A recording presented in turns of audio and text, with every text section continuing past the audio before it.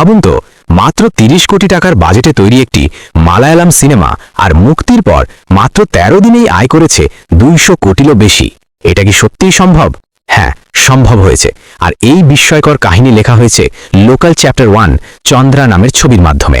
এই ছবিটা এখন শুধু একটা মুভি নয়, এটা পুরো ইন্ডাস্ট্রির জন্য গেম চেঞ্জার। দক্ষিণ ভারতের ফিল্ম ইন্ডাস্ট্রি সবসময় এক্সপেরিমেন্টের জন্য পরিচিত, তবে এবার যেন তারা একেবারে অন্য লেভেলের কিছু তৈরি করেছে। চলচ্চিত্রটির কেন্দ্রবিন্দুতে রয়েছেন প্রতিভাবান অভিনেত্রী কল্যাণী প্রিয়দর্শন। তিনি শুধু সিনেমার নায়িকাই নন, তিনি দর্শকের চোখে এখন একেবারে সুপারহিরো। তার সঙ্গে স্ক্রিন শেয়ার করেছেন স্যান্ডি, অরুণ কুরিয়ান আর নাচলেন। এই তারকাদের মেলবন্ধন গল্পটিকে করেছে আরও বেশি টানটান। ক্যামেরার আড়ালে রয়েছেন পরিচালক ডমিনিক অরুণ, আর প্রযোজকের আসনে বসেছেন জনপ্রিয় অভিনেতা দুলকার সালমান। আর বিশ্বাস করবেন কিনা জানি না, এই দুলকার সালমানই ঘোষণা দিয়েছেন ছবির লাভজনক আয় পুরো টিমের সঙ্গে ভাগাভাগি করা হবে।